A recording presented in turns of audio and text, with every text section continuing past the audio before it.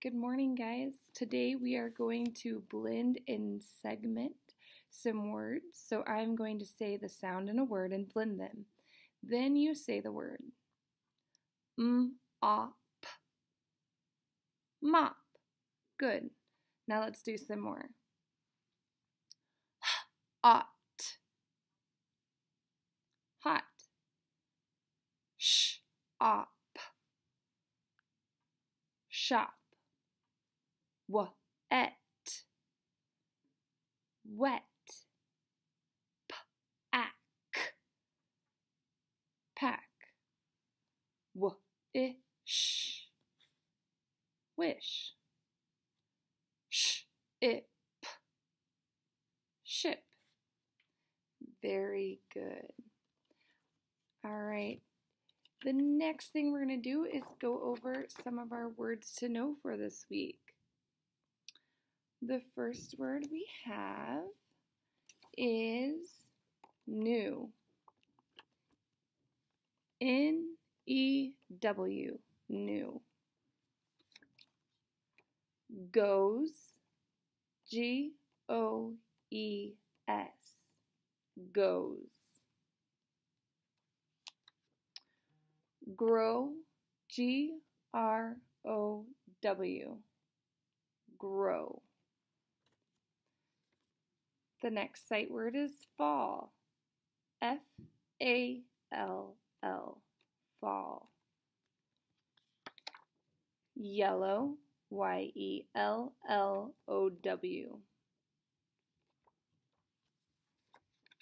Green, G-R-E-E-N, green. Open, O-P-E-N, open. And our last sight word is down, D-O-W-N, down. This week we also have some vocabulary we'll be working on. So I'll show you the list of vocabulary words. We have vines, plow, burst, glows, bouquet, and shrivel. Now I will show you the definitions for each of those. The first word is vines. Vines is long twisting stems. Vines. The next word is burst. Burst is a short, intense action or event. Burst. The next word is plow. That is a tool that pushes things over to the side. So you might plow your garden in the summer. And the next one is shrivel. Shrivel means to shrink and become wrinkled.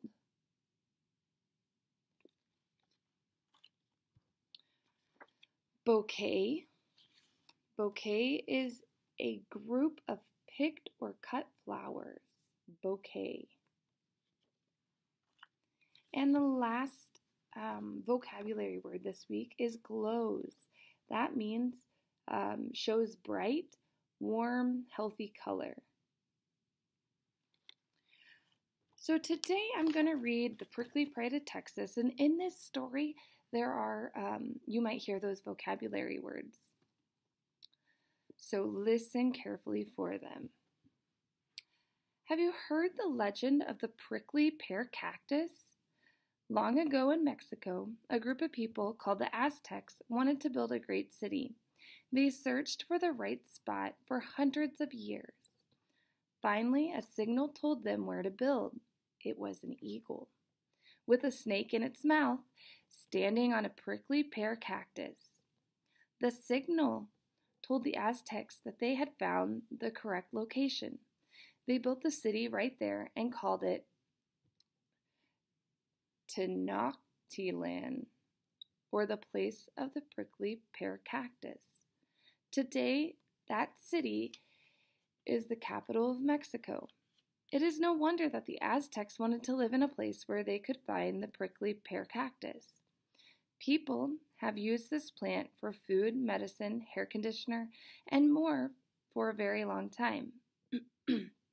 It grows in very warm places all over the world, including the United States. The prickly pear grows so much in Texas. For example, that is the official Texas state plant. You can easily spot a prickly pear cactus. This plant does not have vines, a woody trunk, or thin leaves like other familiar plants. Instead, it has flat green petals. They are shaped like tears. A prickly pear cactus can be just a few inches high or up to 7 feet tall.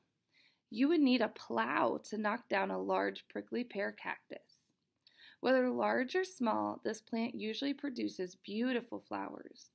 Each flower is a bright burst of yellow that glows in the sun. Don't try to gather these flowers for a bouquet, though, because the prickly pear cactus is covered with sharp spines that look like needles. Sometimes the flowers shrivel and form fruits. These reddish-pink fruits are called prickly pears because they also have prickly spines. Many people like to eat the fruit and petals of the prickly pear cactus. The fruits are red, sweet, and juicy inside and make delicious jams, candies, or sweet drinks. The seeds inside the fruits can even be used to make flour for bread. The petals make tasty, healthy food too, but it takes a little more work. To eat them, people must first carefully pick the petals and scrub or cut off all the spines. After that, the petals can be cooked like a vegetable or cut up and stirred like an omelet. The prickly pear cactus has other uses besides serving as food. The red fruit can be made into a dye for fabric. Other parts of the plant can be used as medicine. In some parts of the world, these plants are grown between houses as natural fences. The prickly pear cactus is a beautiful, useful, and important plant. So the next time you travel across the Texas countryside, try to spot one. Don't touch it. However, it's called prickly for a reason. So, how did the Aztecs know where to build their city? Does anyone remember?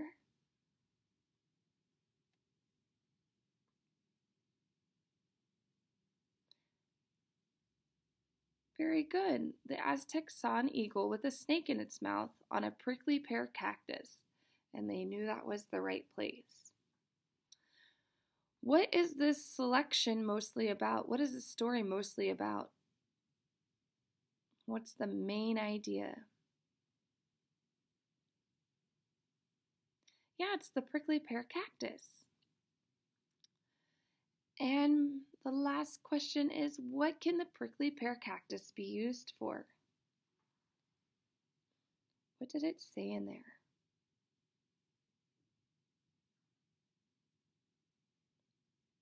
Right, food, medicine, dye. Yep, very good. Today we're also going to be talking about cause and effect. Cause and effect tell what happens and why.